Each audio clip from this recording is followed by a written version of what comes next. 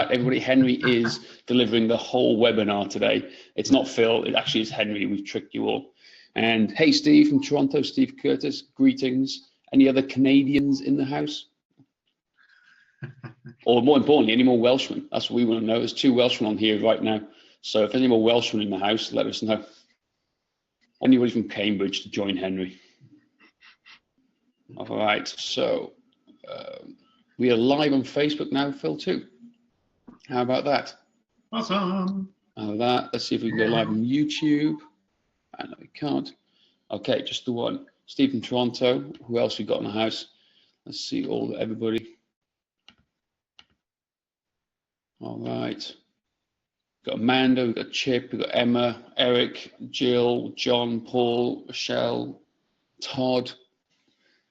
Lots of other people coming in here, a few dot names as well, some people with no names. But yeah, just let you guys know, another 30 seconds to a minute and we'll be getting going shortly. And for those joining us on Facebook Live right now, good to have you too. We'll do our best to try and monitor the comments that you put down on Facebook Live as best as we possibly can. A couple of ground rules. Just to help you to get the most out of today's webinar, you should see a Q&A box at the bottom of your screen. The Q&A box is there. It's to help us manage questions. So if you ever have any questions throughout, pop in the Q&A box and it'll create like a long list for us to ask and talk about throughout the whole webinar. This webinar is being recorded.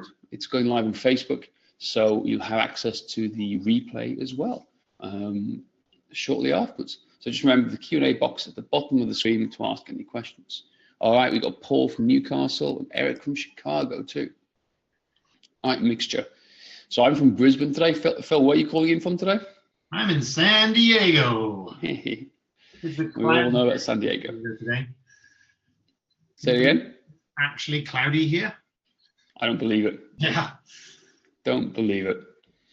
So, and just for the record, for anyone who knows, is Phil actually lives directly below a flight path. So you ever hear like some tornadoes flying overhead and any fighter jets, that is actually just a Phil under that flight path.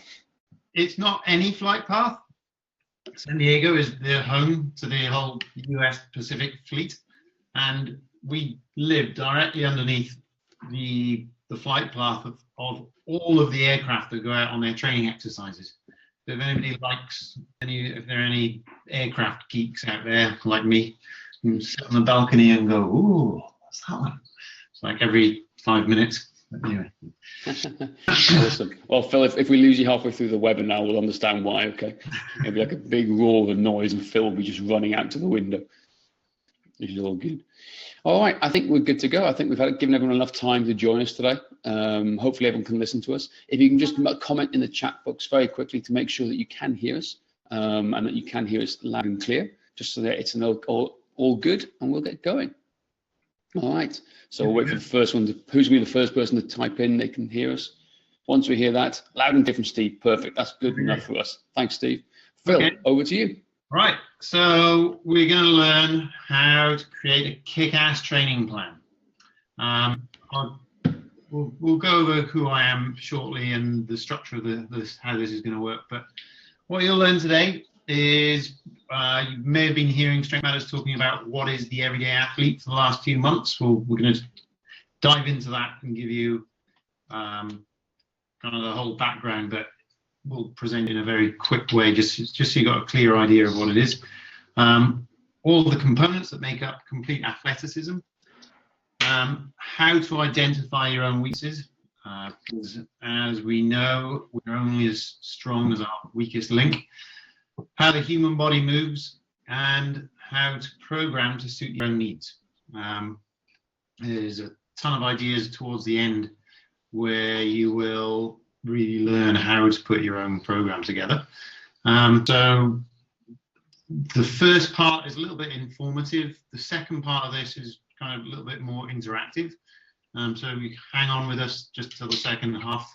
Towards the end, then you'll get, in my opinion, of working in the industry for some time, the best high-value movements and exercises that you can do, the latest training principles, and principles you need to design your own home program. So a little bit about who I am, just if any of you, probably most of you have no idea, but I moved to San Diego recently with my lovely wife, Casey. Casey's the editor of the Strength Matters magazine, and my little French bulldog, Henry, who's licking my leg as we speak. How did we get here? So we moved here in December.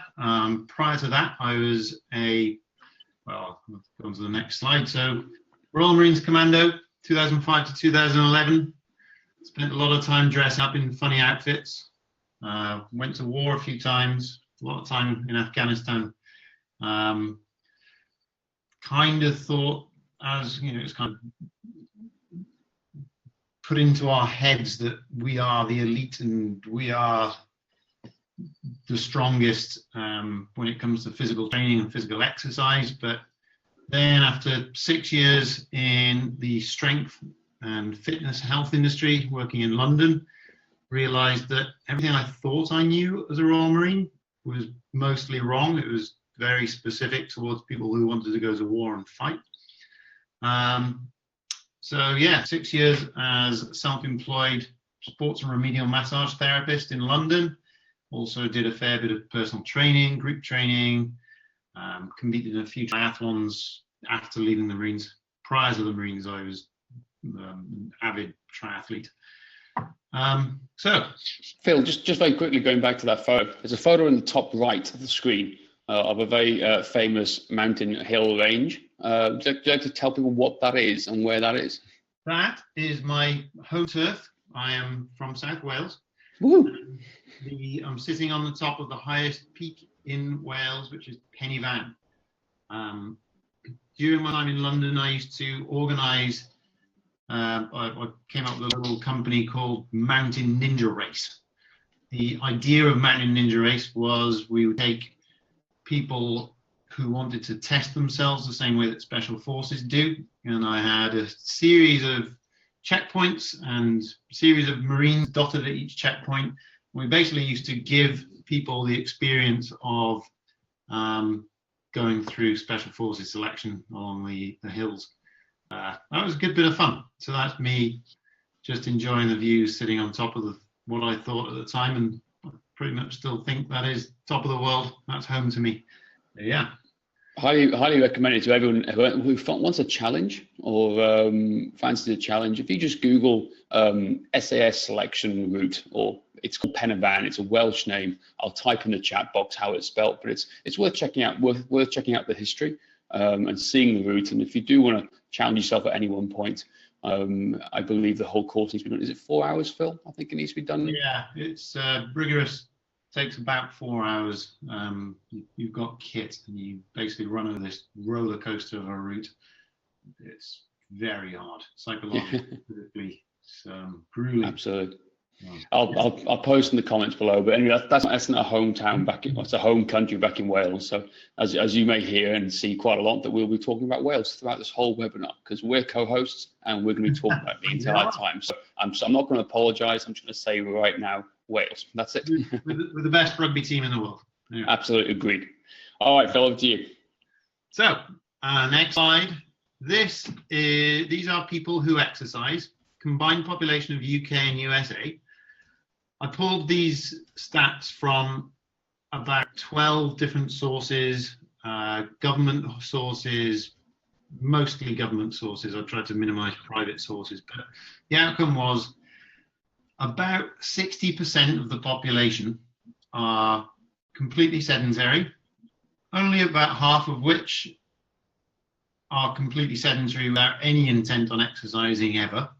The other half have the intent to exercise or do something, basically get out of that habit of sitting for 14 hours a day, but don't actually get around to it.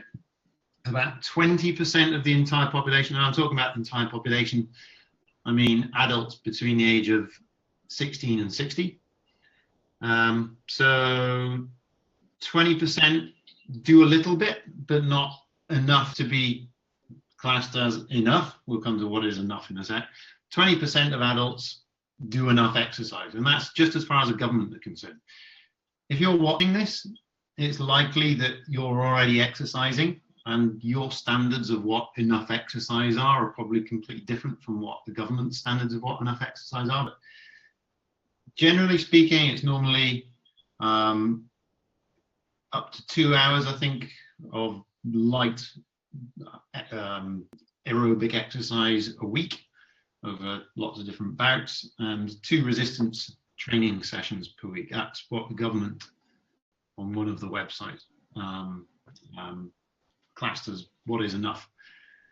So the point of this is just to show you how, you know, all the people watching this are probably in that purple section, but you know, the strength manager trying to help everybody and inspire them moving on. So if I were to ask you, what is an athlete? Normally, a picture like this comes into your mind. Just say the word athlete. So like having this chat to, say, my mum. Hey, mum, what's an athlete? And kind of this kind of image would go into your head. So let's just look at some terms. We'll come back to the pie chart in a sec. But so the definition of an athlete is a person who is skilled or trained in exercise, sports, or games. It does. I would suggest that it doesn't matter what the level of skill is. But anyway, so the everyday athlete was a person who is skilled or trained to varying degrees in their everyday activities. So that means all of us, apart from the top few percent who compete at high level sports, we all have daily activities. The athletes are the ones who have skill or training in being able to carry out those activities every day in an efficient manner. So who is that? We'll just go back onto a pie chart, looking at normal people. There's so that's one of my guys on the left-hand side of, excuse you, James, the left-hand side of the screen there, enjoying his mountain ninja race, trying to get up Penny Van as fast as he can. We've got some of my clients from London. Everybody, basically anybody who exercises and regularly participates in exercise and holds a certain amount of skill in how to make that training happen, they're an everyday athlete. It's interesting, Phil, just to jump in there quickly. If you go back a slide very quickly, it is interesting to think that, you know, this is what, like, obviously we're wearing the everyday athlete t-shirts today. No, we didn't plan this. It just actually genuinely just happened. However, it is different to differentiate between what we call the everyday athlete and the athlete, because realistically, the number of professional athletes in the world, they make up about 0.01% of the world's population. It's such a minor population, yet they are the elite. They're the elite of their sports, their fields, their chosen activities. Yet most people still try and program and train and go after these 0.01%, which is very unique. A lot of these people are genetically gifted. They're just completely genetically gifted in the first place. A lot of talent at the same time, but they're genetically gifted. So their bodies can withstand a lot more stress and strain through rigorous exercise and a variety of different things. Whereas we look at the everyday athlete, what's your grandma's name again, Phil? Mavis. Mavis, look at Mavis there. Is that Mavis? Yeah. Oh, look at Mavis there. Could she withstand a whole Olympic weightlifting program? Could she withstand here? Yet some people, I'm not saying everyone would train her to do that, but I'm saying it's like the concept, maybe before we even meet Mavis or who she is, some people may start thinking about that process in the first place. You know, I love the idea of the fact that I think everyone is an athlete, right? But not an elite athlete. Everyone is never an athlete. And this is what we're trying to get across with Strength Matters, is that this is the 99.9% of the rest of the population where we all sit. We like to do all these fun things.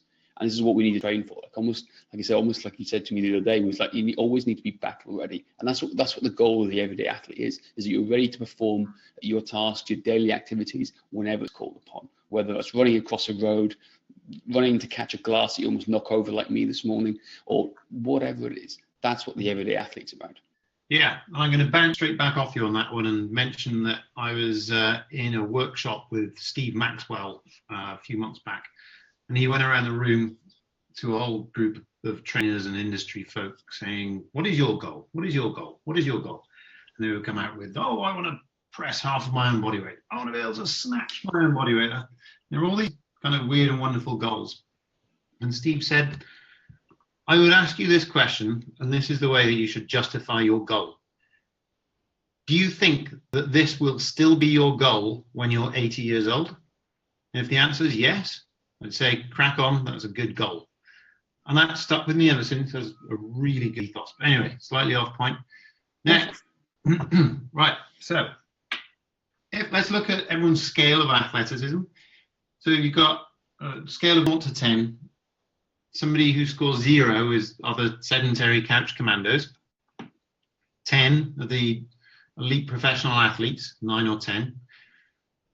I would put everyday athletes in kind of from somewhere between a 2 and a 3 up to an 8. So there's a certain level of low level of athleticism that kind of just got off the couch, they're just trying to learn a little bit, and then they become everyday athletes. So that's what we call everyday athletes, is scale of 3 to 10. Moving on, so how does that fit into the whole population? We've already established that 60% of the entire population of the UK and US, sorry about Australia, I didn't do the research on that one, but we're a Western civilization. It's probably going to be similar, even though the Aussies are quite active. So 60% are sedentary, 20% are the ones who are doing a little bit, but not enough. So we put them as the pre-athletic. So that puts 1 in 5 of us, 20% are everyday athletes. Okay? So just to give you an understanding of what sort of population that we sit in, everyone watching this probably exercises, therefore are everyday athletes. Moving on. So when we talk about athleticism, I have this conversation so many times with clients who were always trying to be the best at what they did. And it was always this conversation about, oh yeah, Phil, how can I make my mile time even faster? How can I do this? How can I do that? And I would always say you have to work on your weaknesses. You have to make sure that whatever your weakest link is, that's fixed so the whole system can become stronger. So in order to do that is necessary to break down complete fitness or complete athleticism. Now, we've gone the whole hog and broken it down into 10 components. If I was training somebody brand new, I would probably just break it down into 3 or 4, but full 10. Phil, if you can go back a slide very quickly before we go into that, just to hold off here now. I can't emphasize enough that we're talking about what is athleticism, like the hours of debate, questions, everything that's gone behind the scenes here at Strength Matters has taken place about this. I'm talking months. This isn't just something we've come up with today for today's webinar, because over the past 6 months, I'd say even, well, maybe less than 6 months, but since November, December, we've revisited what is Strength Matters and what it's all about. Is that we've talked about what is athleticism. We believe people need to be more athletic. That is the fundamental values and meaning of Strength Matters right now, because it's something that's important for everyday life and training and the other 99.9%. But these 10 components, it started off as 8, and then through rigorous debate, we brought it to 10. We've tried our best to bring it down, but we just can't. I'm a big believer in working in 3s, but the 10 components are kind of the ethos and like the background of everything that we're starting to do. And we need to take these into consideration. And as Phil said, this is what we believe is complete fitness. It's complete fitness. Now, some of these things will be different if you're working at an elite level, but for the overall everyday person, everyday athlete, everyone needs a good, healthy balance of these 10 components, which Phil will talk you through right now. Yeah, so, right. Now, we could easily spend the next half an hour talking about this, but I'm just going to quickly go over it because I want the main bulk of this webinar to be about kind of program design, which is kind of what you signed up for. Like James just said, you know, you could argue one way or other whether these are actually, if you ask different bodies of athletic professionals, they might tell you a slightly different thing. But this is what we came up with in Strength Matters after months of debate. Strength, the ability to create force. Speed, the ability to move quickly. and repeat a movement pattern quickly.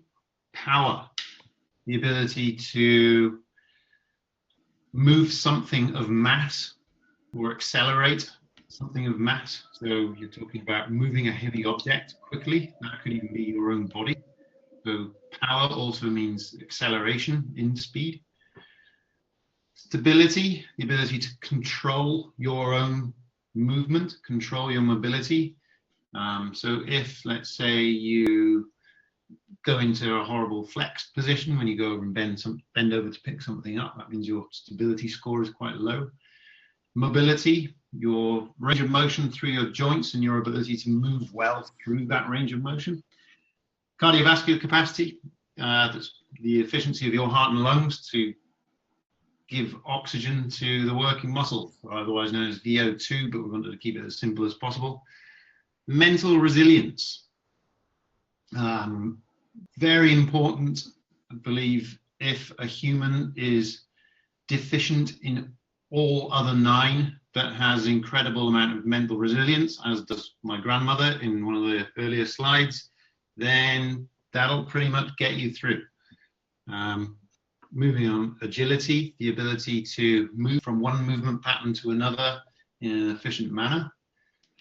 Balance and coordinating, the ability to control your movement in a balanced fashion. Your proprioceptive awareness about where your body parts are.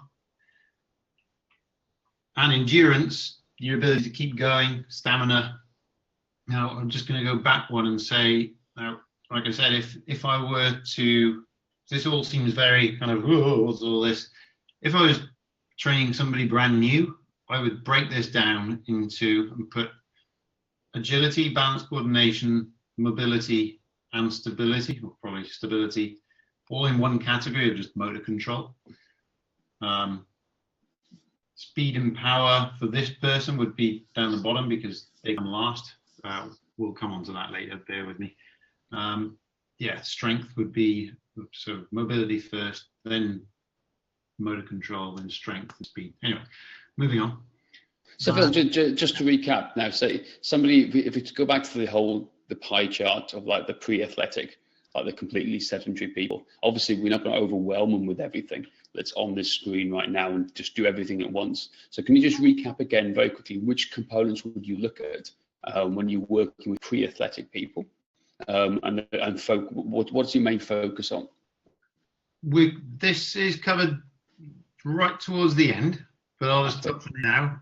The very first thing, but so should I just slide forwards and go right to the end? No, it's fine. It's fine. If you can cover, if you're covering at the end, that's absolutely no problem at all. But I thought what you were just talking about then. Within this 10, there's definitely a priority.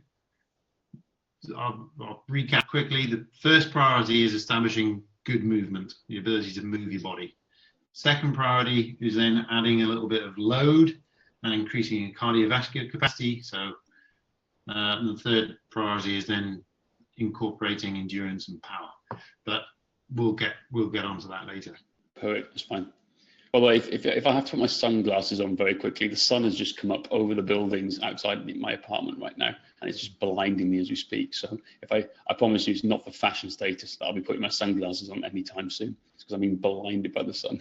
First world problems, eh? Exactly, I know. Yeah. For anybody watching in the UK, that's what sun looks like on Sunday. Yeah, two Welshmen abroad. Yeah. Okay, moving on.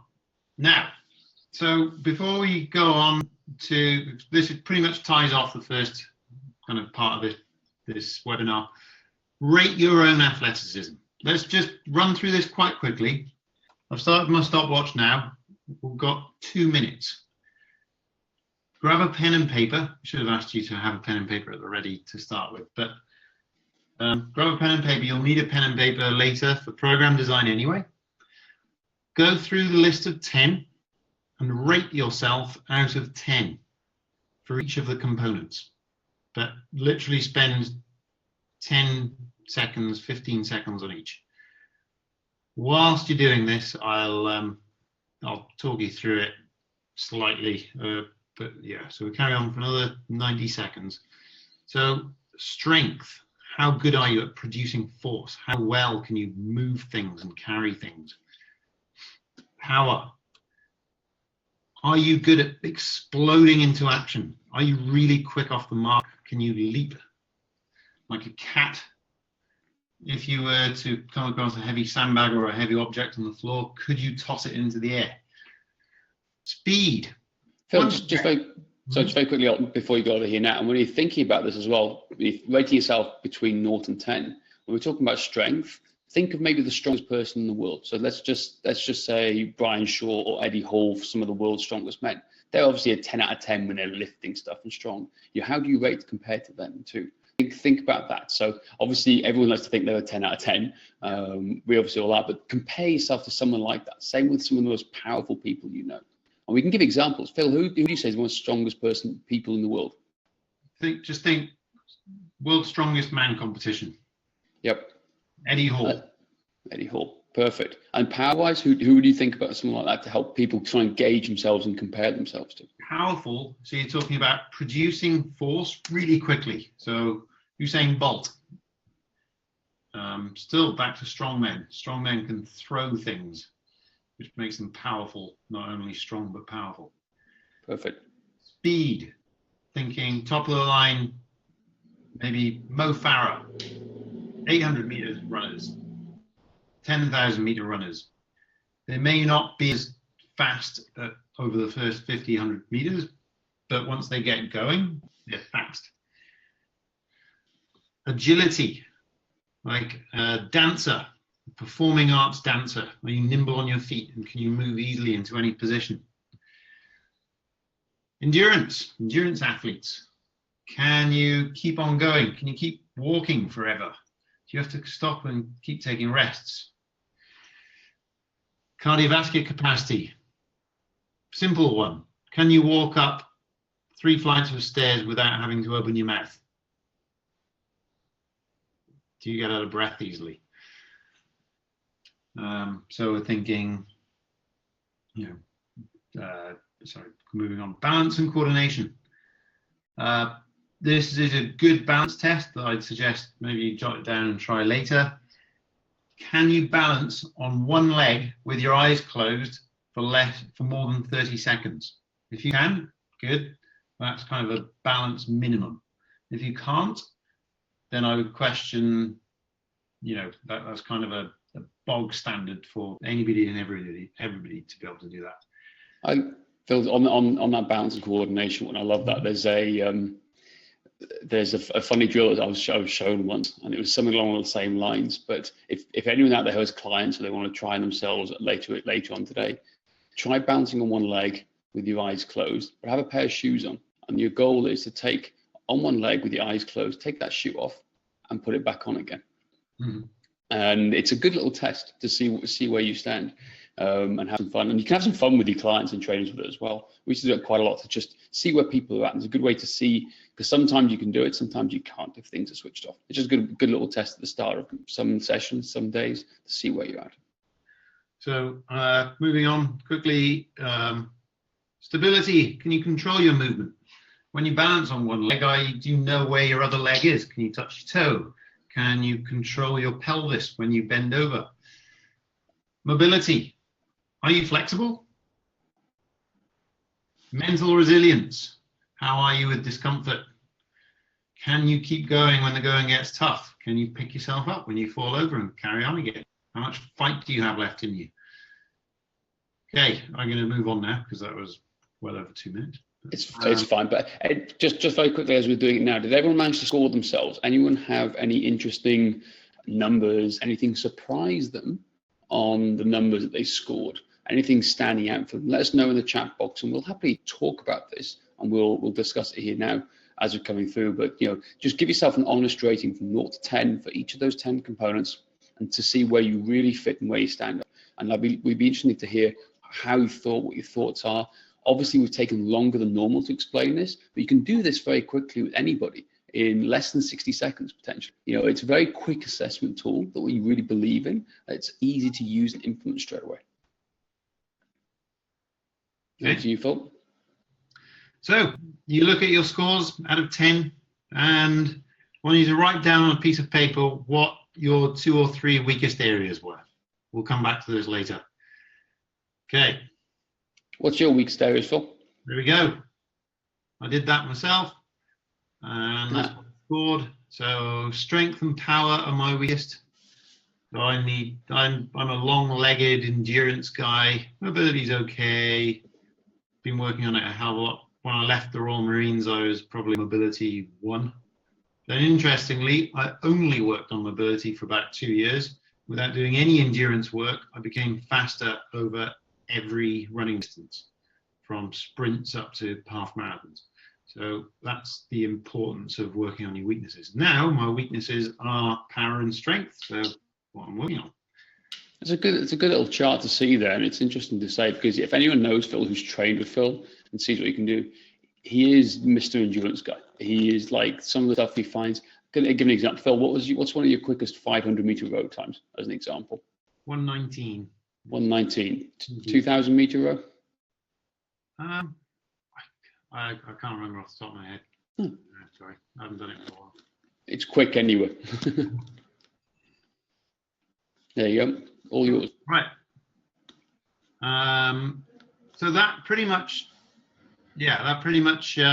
brings us to the end of part 1. We'll come back to that.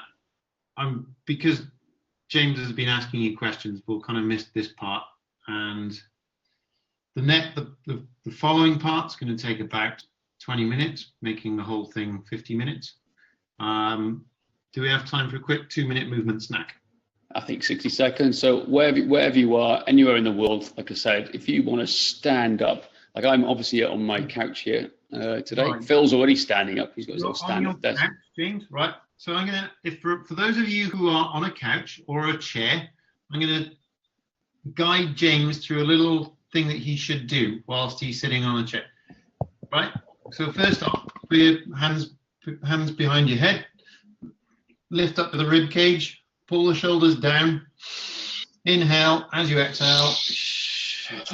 Inside, open up the rib cage. Open up the rib cage. One more each side.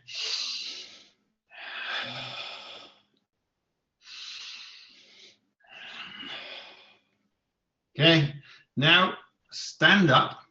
Put your left foot on the back of the couch. Go on, Jim. Left foot. Gotta be careful because it's quite a tight setup. Yep, done. Right on the back of the couch, so your knee is on the butt part of the couch. Yep. Okay, and then so that is now a hip flexor stretch. Oh, that's good. Whoa. So tuck your tailbone under, squeeze your abs, push your hips forwards. Okay, we'll switch sides and then we'll get back to it. This is a couch stretch. Boy, thanks, Phil. I'm doing this live on Facebook now. Tucking the tailbone under, squeeze the abs, squeeze your right glute and push your right hip forwards, stretching out your right hip flexors, which get very tight from sitting down. To be honest, James, I'm a little bit disappointed in you for sitting down. You should have. I don't blame you. I am too, actually. I've got my stand-up desk over there, actually, which I normally use. Today, because it was a bit dark, I thought I'd get the lights on my head until the sun came through and just ruined everything. So there we go. Right. Awesome. Back to it. Moving on. Part 2. How should the everyday athlete train? In order to do this, we have to consider all the ways that the human body moves. Without going into too much detail, the brain works on a use it or lose it principle. So that means if you don't do something for a certain amount of time, your brain just thinks, well, I don't need that movement pattern anymore, and it just forgets how to do it. Let's just take the squat. We should be squatting tons of times a day. Every time we go to the toilet, every time we eat, every time we rest, every time we socialize. But most people, especially if we look at that pie chart, I guarantee 80% of the population probably don't ever squat. And for those who try to squat, most of us can't squat properly, again, because we've spent so much time in the chair. Anyway, moving on. So what are the 7 human movement patterns? Again, going to reiterate what James said earlier about 10 components. This is a small t truth, like Jerry Trubman says. brilliant way of looking at things. That means that this is just our opinion. We're not saying that we're right and everyone else is wrong, but for the sake of Strength Matters and training everyday athletes, we split down the way that the human body moves in 7 ways, and these are it. A lot of influence has come from a lot of great people over the last 20, 30 years of splitting down human movement patterns. So big thanks to those, namely Paul Chek, Dan John, Steve Maxwell, and many others before them. But so what is locomotion? So if we go back to the slide before, Phil, just very quickly, to what are the 7 human movements? So locomotion, squat, hinge, rotate, anti-rotate, push, and it's off the bottom of my screen. But what's the last one, Phil? Pull. Pull. Fantastic. I was just double checking because on my screen, all I can see is down to push. I'm making sure everyone else can see it out there. All right. Everything. Can you see? And it's one of those things. It's again, you talk about the 10 components of athleticism and how many months of debate there was. I can't tell you enough about the same thing here. These 7 things, these 7 human movement patterns. We've debated these for months and hours upon hours as well. So this is just, like I said, as Phil said, these are what we believe at Strength Matters. There are many other ones. For those who know Dan John's work, you all know his 5. We strongly believe in here, and it's heavily influenced where we are, but this is where we are right now and where we sit and what we believe in, and talking about the everyday athlete. Yeah, totally stole anti-rotate from Dan John. So thank you, Dan. Always. What is locomotion? Now, again, I wanted to finish this whole thing in about 15 minutes. I could easily spend the next half an hour on each of the human movements. So I'm just going to summarize each one. I just want you to understand to a certain degree what each one is without really going into detail on all of the different movements within it. But locomotion basically means being able to move your body and move it from A to B. Generally, that involves a contralateral pattern. So left shoulder working with right foot. Just take walking, for example. Left hand goes forward at the same time as right foot, vice versa. Climbing, swimming, running, crawling. Any ways that the human body actually locomotes. That's locomotion. There's a whole list of real life movements. We, at some point over the next couple of months, will be publishing the full locomotion or the full continuum for each of the movement patterns. So don't worry, I wouldn't bother jotting these down. These are just some of them. Additional training exercises. You've got, like I said, I won't go through them, but all of the additional training exercises are other things you can do to help train locomotion. Why are some of them green? I'll come back to that afterwards, but the green ones are the ones that I believe have the biggest carryover effect, the biggest bang for buck. But like I say, we'll come back to those shortly. I love the fact that you got climb highlighted in green. That's quite cool. Yeah. I like that a lot. And also, like I said, this is as Phil said, when you talk about going into more depth about this, trust me, we've got a series of Whiteboard Wednesday videos. If you haven't seen that yet, I highly recommend going into our YouTube channel and subscribing, or checking out the blogs, Whiteboard Wednesdays, where you can watch each of these individual videos. And it's a 6-month series that we've got recorded, and it's coming out on a weekly basis. Next episode's out tomorrow for those in the Northern Hemisphere, and also on the Thursday for the guys in the Southern Hemisphere like myself right now. But yeah, for more in-depth information, definitely check out those videos, and you can watch them every week. Yeah. I'm actually going to save time because we're running over a little bit. I'm going to preempt what I was going to ask you guys to do later. With your paper and pen, I want you to write down one of these that you know that you can do and you'd be happy to put into your own training. Just one. I would suggest putting one of the green ones in there because they, in my opinion, have the biggest bang for buck crossover to other things. So just write down one of them. Doesn't have to be green, whatever your favorite one is, and we'll move on. Okay. Boom. Squat. Now, I've been trying to persuade my wife that buying a squatty potty is a good idea. That basically means a little footstool, so I can actually perform a squat movement every time I go to the loo, but she's not on board yet, but maybe with a bit more nagging. And if we can make this a normal thing, like it is in Afghanistan and in Eastern countries, people still go to the loo like this. Anyway, so real life. Just throwing out the next time I'm going to have to look at Phil slides and like preview them and make sure they're fit for purpose. So anyone who's offended, well, but secondly, yeah, no, note to future self. This is still okay, I'm sure. Yeah, absolutely fine. Right. Okay. So again, look at these. All of these are squat movements. All the ones on the left-hand side, you should already have in your day-to-day life. A lot of people don't because we spend so much time in a chair. If you can now write down one of these that you can actually do.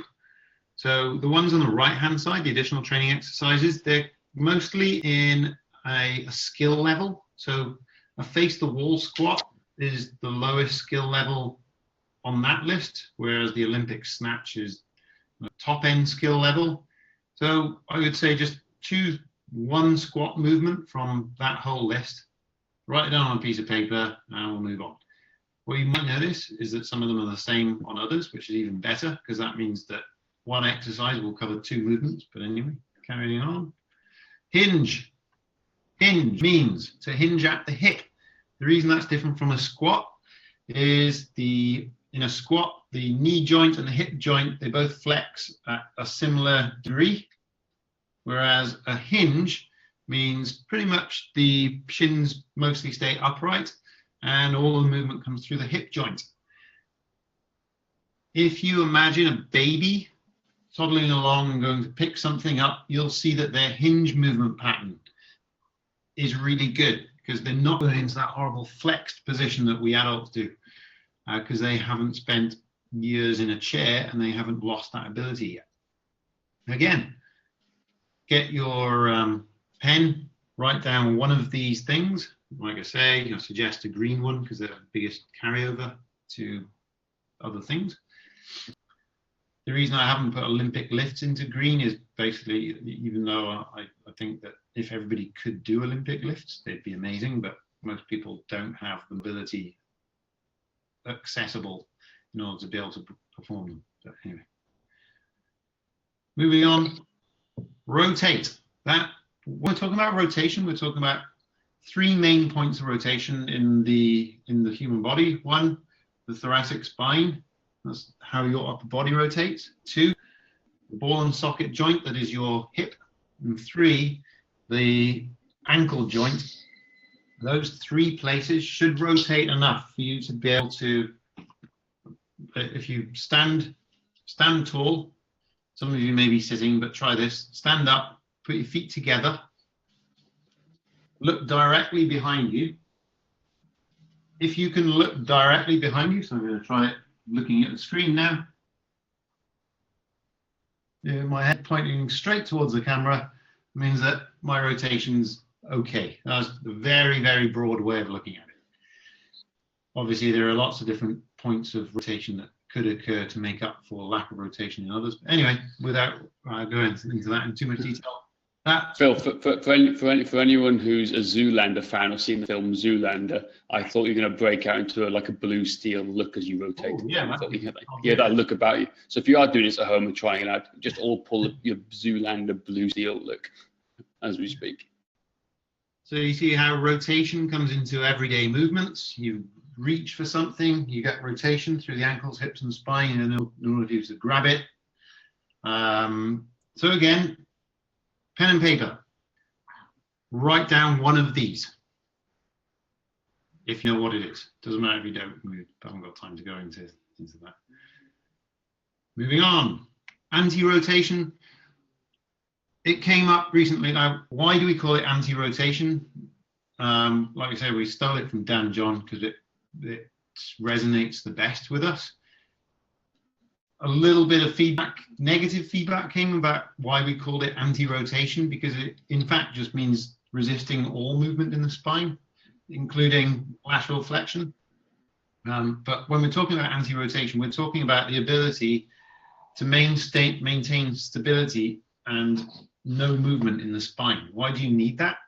Let's say in order to open a heavy door, if you hold on to something and pull, you want to something really heavy or pick something up, you want to be able to stabilize the spine. So anti-rotation is all about stability. A neutral spine will transmit force from limb to limb as efficiently as possible, whereas a bent over, flexed or rotated spine doesn't. So anti-rotation is about producing force, it's about producing stability, it's about force and stability. Everything. Very important. So again, write down something, one of them. I'll give you 5, 4, 3, 2, 1. Next slide. So say everyone should now be starting to build a picture of where they're at and what they're doing. So we should have all created now our like 0 to 10 scale on the 10 components. And we should all be, as we're going through these 7 human movements, we should all be writing down one movement pattern or one type of additional training exercise that we should be doing. So hopefully you write this down, so towards the end of this webinar, we're going to piece it all together and give you an overview of how you can make it work for yourself or clients if you're working with clients. Yeah. Right, we're getting towards the end now, so bear with us. Push means pushing things with your upper body, opening a door, getting up off the floor, putting a heavy bowl in the kitchen cupboard, moving furniture, building shelter, because of course you all build your own shelters these days, right? And traditional training exercises or the additional training exercises, like I said, the very first one, the wall push-up, that basically means hand on the wall, do a push-up on the wall. This is something I would suggest for a brand new beginner, whereas the most advanced level, in my opinion, of pushing is a one-arm, one-leg push-up, which incorporates pushing, anti-rotation. Moving on. Everybody got one thing down from push? Just very quickly, Phil, is there anything below push, press, and jerk on your slides in case no one can see? Because I can only see jerk. Okay. Is it possible to find out if it's just you who is? Yeah. Anyone in the chat room? Can anyone see what's below jerk? Just to make sure the slides are visible for everyone to see. Nope, Todd can see everything. I think it's just me, Phil, with the video screens. Right. So that's fine. Underneath jerk is the one-arm, one-leg push-up. Awesome. But the good news is, Phil, is that everyone's still alive. That's the main thing. We've had Todd, Paul, and Dale all commenting. So it's been very quiet in the chat room for the last couple of 20 minutes. I was getting worried that no one was there. So fortunately, everyone can see and listen. So that's good news. Moving on. Last one, pull. So pulling things. And I put the bent press in there because that is as much a pull movement as a push. But anyway, that's super advanced. Pulling open a door, climbing, hanging, moving furniture, using your arms and grip for pretty much anything involves pulling. So again, write something down from the pull family and save it for later. Okay, ready, moving on. Right, program design, yay! That's what everyone wants to see, how to put it all together, what is program design, how to do it. It's the biggest thing that people see when people ask for. It's definitely one of those common questions we get at Strength Matters on a daily to-day basis. Yeah. Now, the answer to these questions, everybody's got a different response. Everybody has a different goal. There's so many different weaknesses out there, just so many variables. But the first thing I would do is, the very first thing, identify your goal. Now, it depends on your current state of mind. If you feel like addressing your weaknesses, which I'd suggest you do for like 3 months, just addressing your weaknesses, then do that. But spending 3 months addressing weaknesses is like, some people just don't enjoy that. Some people aren't maybe motivated enough to want to improve their athleticism so much Do they need to address their weaknesses? That's totally fine. So the other type of program is the fun program. Now, we've already basically gone through the fun program, as in what you've done already is written down one exercise out of each of the 7 movements that appeal the most to you. So what you've already got are the components of what your fun program would be. So step 2, establish a commitment. So we're talking about a duration. Pretty much any program works for the first 6 weeks. After that, it depends on level of commitment. It depends on so many other things. I would just say, look at your diary, because I'm talking to everyday people now. The question always comes up, oh, what about periodizing? Now, again, this is just my opinion. Periodizing programs is very, very useful if you're training for one specific event. So one thing that you have to perform very well for and you have to peak for.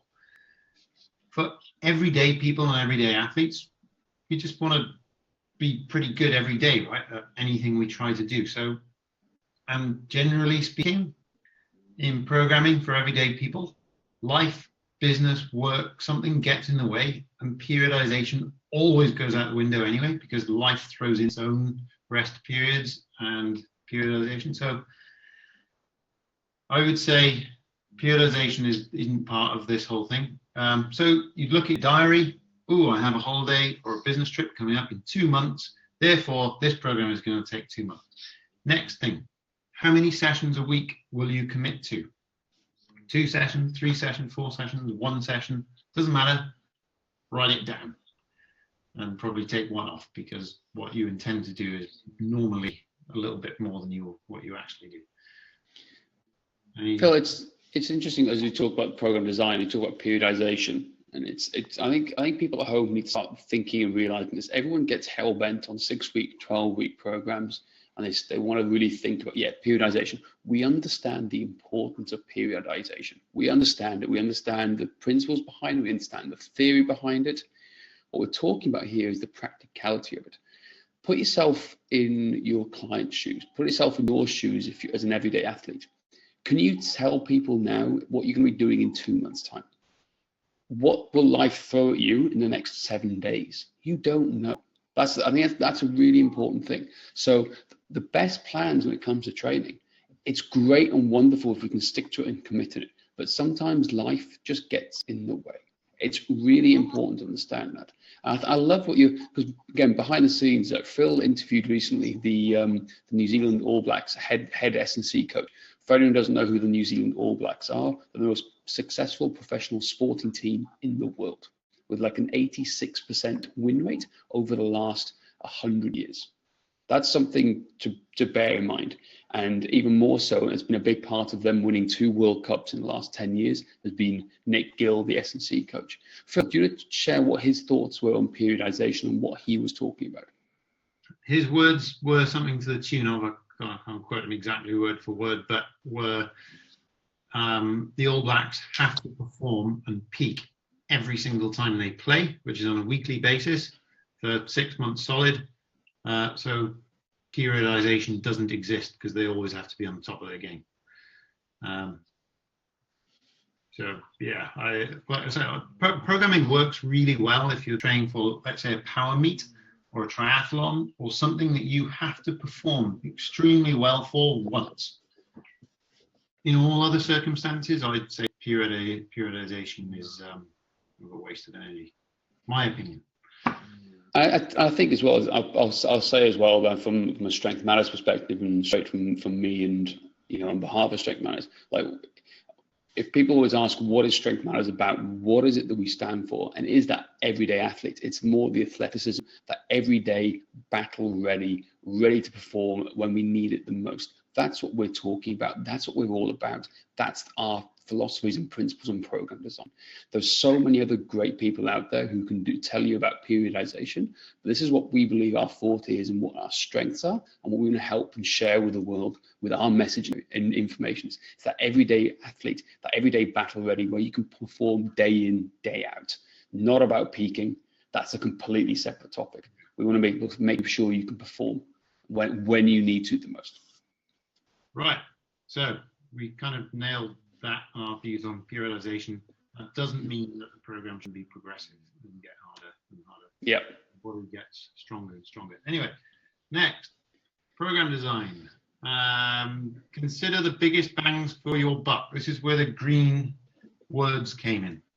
So you've got to look at the movements and exercises within the 7 movements that have the best carryover to other things. Like I said, in my experience, so let's say a press doesn't really give you the strength you need to do a handstand or other pressing activities like bench press or any other press ups or one arm, one leg press ups. But yeah, handstands transfer the other way and help you with any kind of pressing movement. There's the same with all the other movement patterns. You've got your biggest high value ones in there, which were the green ones. Which movements or exercises cover the most movement patterns? So let's take getting up off the floor. Getting up off the floor pretty much covers most of them. If you just got up and down off the floor, you pretty much cover all the ways that the human body can and could move. Maybe missing a little bit of pull. Anyway, which movements or exercise do you enjoy doing? I think this is vitally important. Any program is only as good as its what's the word? Commitment, not commitment. How well you stick to it. Sorry, being licked again. Oh, by the way, we had actually had a request for somebody to see Henry. So if you're going to bring Henry to the camera very quickly. No, Henry, the official licking monster himself. Yay. And Steve has just said it right. Compliance. Compliance is the key. Compliance. That's the one. Thank you, Steve. Thanks, Steve. Sorry, I knew there was a C word somewhere. So yeah, any program is only as good as its compliance. So it's absolutely essential that you have a program that with things in there that you enjoy doing. Moving on. Thank you, Steve. So now these are just, I think, out of everything you've seen on this webinar, this slide has the highest value. If you take away nothing else from this today, take this away. If you forgot about exercise completely forgot about program design, completely forgot about everything, and if you just put these normal movements into every single day, and these things, and just kind of work this into your day in, day out, your performance level in everything would go up. Your movement would get better, everything would get better, breathing would get better, your stability, mobility, everything. If you are a sprinter and you did all of these things, everything would get better. I would just say, write these down. Are we able to send people I don't know. Yeah, the whole video is going to be available for people to see at a later date. So this is going to be available for everyone to see how and see what's going on. So this is, don't worry if you're not capturing everything. If you've got a phone, take a screenshot with the phone. If you can with your computer, take a desktop screenshot as well. That'll help to really nail this down. But yeah, this will be available to view later on. Balance on one leg, left leg every morning when you're brushing your teeth, right leg every evening when you're brushing your teeth. Hang from things, going underneath doorways, just try and hang with your fingertips. I won't go into each one because I want to get towards the end of this. But yeah, that's your biggest one. Moving on. Oh, Phil, just go back with a quick question coming in from Eric. Phil, what do you mean by rock and roll? Ground movements, question marks? Yeah, that's, I can't really show you. I would say if you type in to YouTube after we finished here, original strength roll, and then original strength rock, that's what it is. It's basically moving around on the floor on all fours or rolling. It's just mimicking kind of baby movements. Really helps the brain rewire the nervous system so everything works and stabilizes at the right time. Incredibly good bang for buck exercises. Absolutely. It's what they call pressing reset for those guys. And if anyone hasn't come across original strength before, highly recommend getting their book, Press Reset. Highly recommend checking their workout. We love them to bits. They're super cool people. They did the bonus day at the Strength Matters Summit. Yeah. Highly recommend checking out some of the live videos from that and some of the stuff that they did. But they're awesome people. A big shout out to Tim and Danny. Yeah. I've been in touch with Tim today. Got a bit of information from him. Anyway, moving on. Highest value exercises. Yeah, you're going to say. Sorry, but just to go back one more slide again, very quickly on these. Talk about these highest value daily movements. Sue Falzoni shared something at the summit that stuck with so many people, and people are quoting all the time. That she shared that every time you make a phone call, get up and walk, get up and move. That was just very simple, easy to apply movement that was wonderful. So like on the phone, you're up, you're walking around, you're talking about, you're not just sitting down all the time. For anybody who works with people who work behind a computer, behind a desk, maybe they have the freedom to work from home if they're very lucky. If they're lucky, something I've implemented recently into my daily life, because it is involving mostly a computer these days, is I've now taken myself to different coffee shops when I work from different coffee shops. So what I'm doing is I work until my computer becomes flat, which is fairly quickly with an Apple Mac, my old one, and then I walk to the next one. So I'm literally, I have a set, kind of building a route around Brisbane of where I'm working from, but I'm getting up and moving every 2 hours, walking wise. Now, in that same period, I'm choosing coffee shops where there's stand-up desks. So it's very, very different to sitting down all day long. But it's one of the best things I've done recently. I'm rocking up, literally about 8 to 10 kilometers a day without even thinking about it at the moment. It is insane. The amount of steps and the amount of, the ground I'm covering at the moment is just going off the charts. And that's just from a simple applying different coffee shops, going around the place, going between 3 and 4 a day, where I'm taking my work away from home and taking it into other places. That works well for me. That's how I'm getting my extra walking in each day. For sure. So there you go. Right, next slide. So in my experience of working in the industry and being an avid exerciser pretty much my whole life, highest value exercises. Left-hand side, you've got the ones that most people can do without much training. And then on the right-hand side, you've got the ones that basically require some kind of training. These are all that you could make programs out of just these things and easily be fine for the rest of your life. Just a couple of little points. We could spend, I've put way too much information into this webinar. I apologize because I'm going over the time. Fine. Yoga, if you did yoga and nothing else, you'd be in pretty good shape. The only thing that I'd say yoga is missing is a little bit of strength component, unless you get to an advanced level where you actually require quite a lot of strength. But certainly yoga is missing power and speed. So like I said, if you mix yoga and sprinting, or yoga and some kind of power activity, you're good. You've got everything covered. Parkour, if you just did parkour and nothing else with the right instructor, everything is covered. All the ways the human body moves, and all of the 10 components of athleticism. But it's vital that you get a good instructor that isn't going to push you to do precision jumps from tree to tree and potentially injure yourself when you're not ready for it. Talking about parkour, for those, we and Phil were very lucky to meet a lovely lady called Julie, who has a PhD in parkour, working with some of the biggest names in the industry. And she lives in San Diego, and she very kindly took us for a parkour class. Completely blew our tiny little minds. It was awesome. It was so much fun, and you'll be hearing from her a lot more, I think, over the coming months for sure, because what she taught has huge carryover to intentional athleticism, what we call it, and training in life. Yeah, everything gets better with balance. That's what her words were, and I couldn't agree more. Mm-hmm. Right. So back to program design. Write down one favorite exercise from each movement family. You've already done that. You've got some movements down, you might not have 7 because some of them might be on more than one movement. I hope they were, because that makes the programming a little bit more simple. Step 5. So depending on how many sessions a week you're committing to, if it's one session, you put all of them down into that one session, and that's pretty much your training session, including those 5 or 7 exercises that you have written down.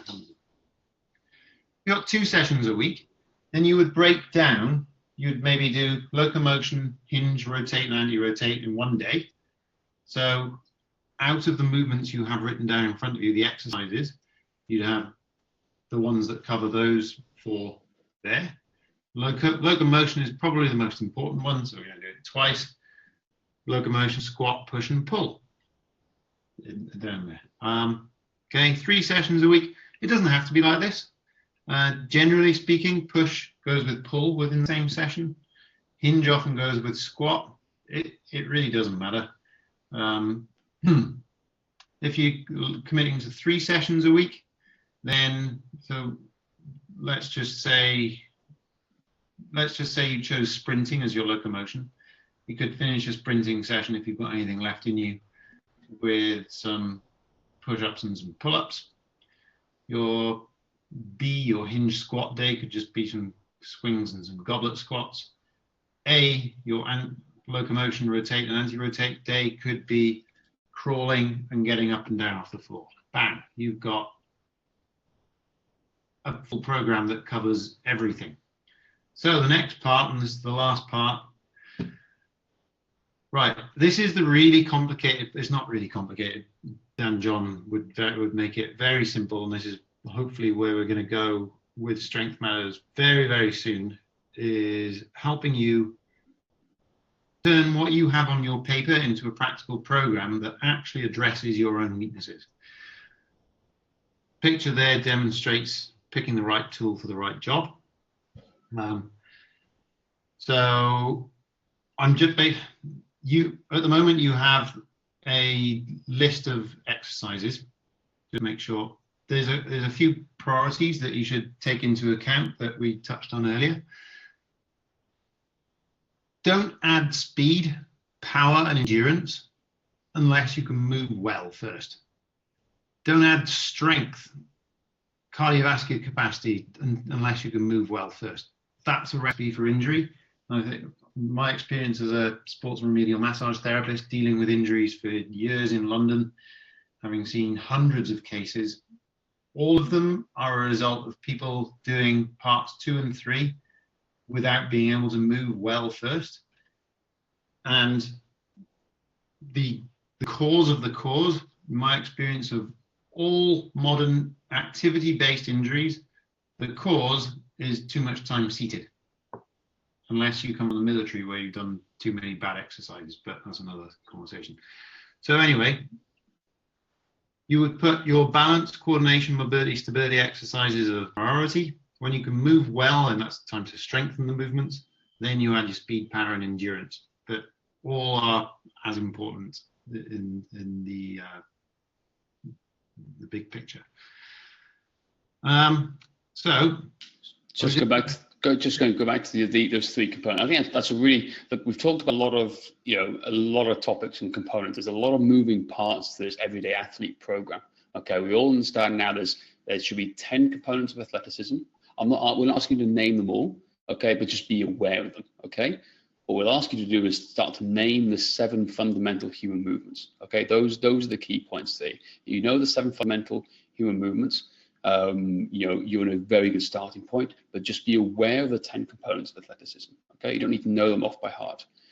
But when it comes to the priorities of this whole intentional athleticism, number 1, we need to move well. Number 2, we strengthen. Number 3 is when we add speed. So we're trying to break down and make it as easy and digestible as possible for you.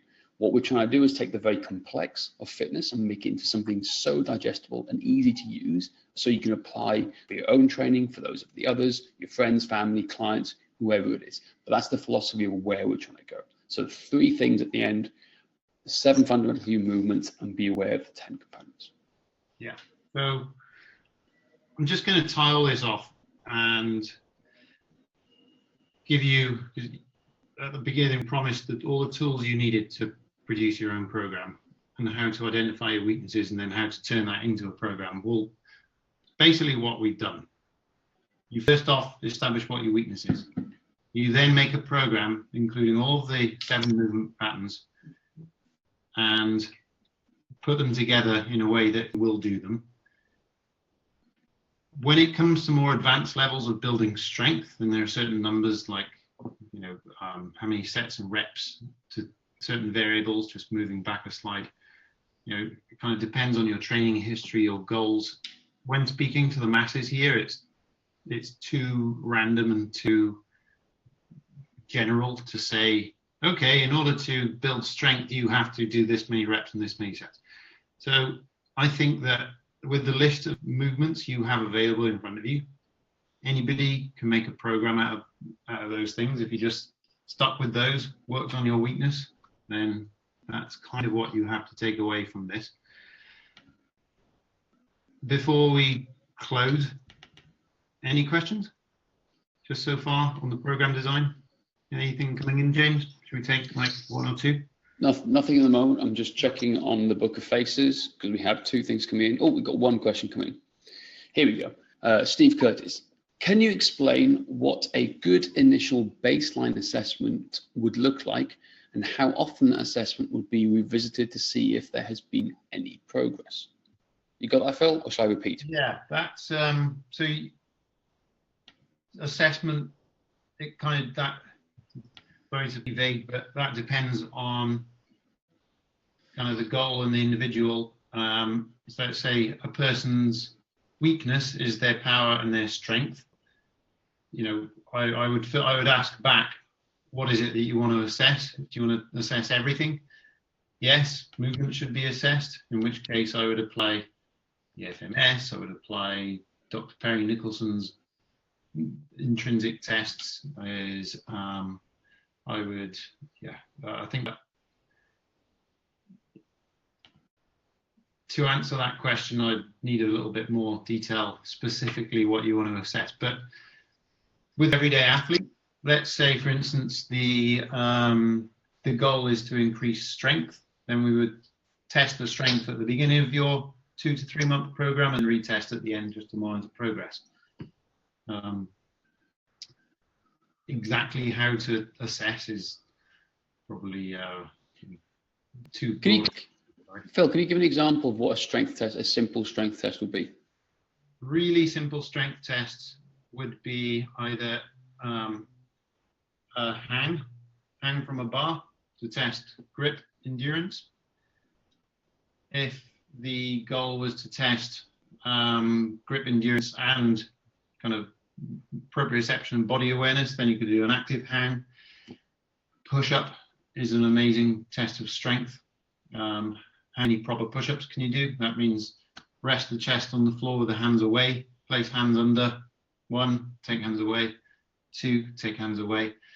I would say for that particular test, a good number to get to for women would be 5 and men 15. That takes out all the question about form when you take the hands away. A deadlift is a really good test of strength. I would say that we've got all this coming out this week in the strength article, but everybody pretty much should be able to lift their own body weight off the floor. So that goes into a lot more detail and standards and coming out in the blog this week. I think as well, Phil, just to jump on there as well, is that, look, guys, honestly, in the next 6 to 9 months, what you now is at the very start of everything that we're putting together to make happen. So this is just an overview of what is the everyday athlete, an idea of how to put a program design together. But over the coming weeks, I highly recommend checking out the blogs, checking out the Whiteboard Wednesdays. We'll be doing more webinars, going into more specific topics to help you understand how to apply this. This isn't just a single one-off, hey, how are you going to have this happen? Please see this as a series, and please see it as coming back time and time again to learn and keep layering upon you. There's a lot of moving parts happening at the moment, and we've now got the pieces and components in place to make it a reality so you can start to apply. Okay, so this is where we're going. So the strength standards, baseline assessments, those are all future webinars that we have planned and lined up and that we will be delivering, and to help you give a better understanding. So today is just a wider 40,000 foot overview of what is program design, or how you can apply it, and going into the 7 fundamental human movements, the 10 components, and what are the priorities. Okay, so one more question. Yeah. Oh no, just as Steve saying, looking forward to the blog. Great. Oh, cool. Absolutely. Yeah. Sorry, I couldn't be more specific. It'll be in there. Okay, finishing off with, so if you thought that was useful in the slightest, we have a magazine that has recently been turned into an app. So it's now accessible in your palm. I've only just started working for Strength Matters. Before that, I was a Strength Matters groupie for years because I love what the company does. What is Strength Matters? It is a group of open-minded professionals who share the same values and are open to listen to other ways of thinking, other opinions, as long as they make sense. We have some of the pioneers of the industry helping shape the whole way the fitness industry is going, writing in the magazine, and now you can get the magazine because James has turned it into an app. So if you want a little bit more of what all this is about, then I'd say get the app. Awesome. Yeah, no, absolutely. I think Phil just said it right there. I think, look, what we're trying to do is make all this information accessible. Trust me, when I say for the last 2 to 3 years, we've been listening to people out there, and like everyone thinks that we're all about just coaches and professionals. What people don't see is that it's pretty much 50-50 that we work with everyday people and we work with coaches. That's the type of people that we attract at Strength Matters on a day-to-day basis. So this is where we're trying to do, is to try and meet you guys where we're at. We're listening to so much feedback and so much information coming back that we want to make this information easily accessible for you on a day-to-day basis. And the biggest thing that we had was that it is the app that people wanted, because apparently 80% of mobile and smartphone users always go to an app first over going on to Safari or looking at a browser, say Chrome. So this is what we try to do. So the blogs, the webinars, the videos, they're all going to be on the app. Once you download the app and click on it, you can always access it there. And it's available on Android, it's available on Apple. We'd highly recommend you downloading it. And like I said, if you want a bit more, our best content really is in the magazine. And we're making some pretty great strides with the magazine as well. And I'll say to you now, I'll say to it live, if people don't know this yet, by the end of 2018, our goal is to get the magazine onto newsstands across the world. That is where we're going. That's what we're trying to build. And we want to really sit there above the other, what I call the other mediocre health and fitness magazines. We're about quality content, quality control, and making things and making a difference in the industry. Yeah. If anyone saw that Forbes top 25 most influential trainers in the world today, recently, the article, most of them were under the age of 25.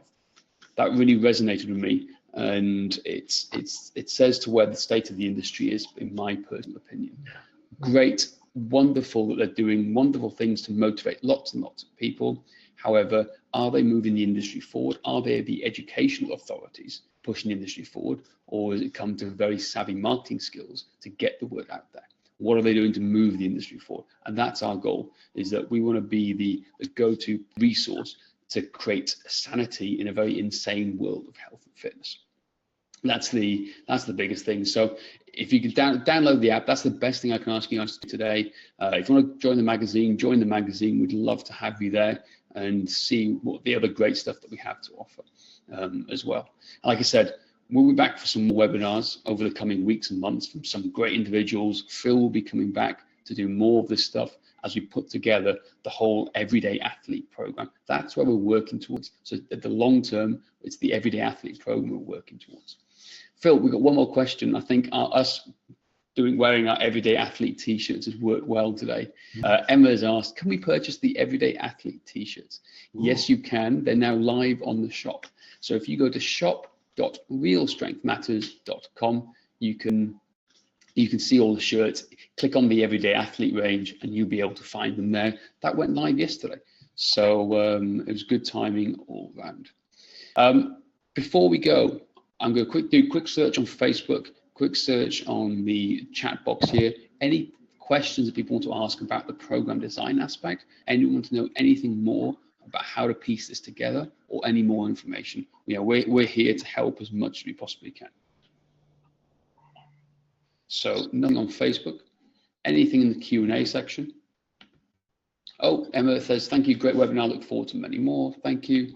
Steve says, thanks for the great info, guys. Cheers. If you ever need any help here in Canada, drop me a line. Absolutely, Steve, will do, for sure. So, Phil, any parting words from you today? Parting words. Go back to that slide and get the highest value everyday movement. Get out of your chair, drink water, balance on one leg, get up and down off the floor, and unlock your full potential. Absolutely. Couldn't have said it better myself. So for everyone joining us live on Facebook, thank you so much for joining in to us today. Everyone here on the webinar, thank you so much. And for anyone listening into the future, into this webinar, we'll be back again very soon with our next upcoming Strength Matters webinar. From all of us here at Strength Matters, from me, from Phil, even from Henry, ciao for now, as they say in Commando. That's a Welsh saying for those who don't know what it's about. Google it. Take care, everyone. Speak to you all soon. Bye. Bye. And stand by.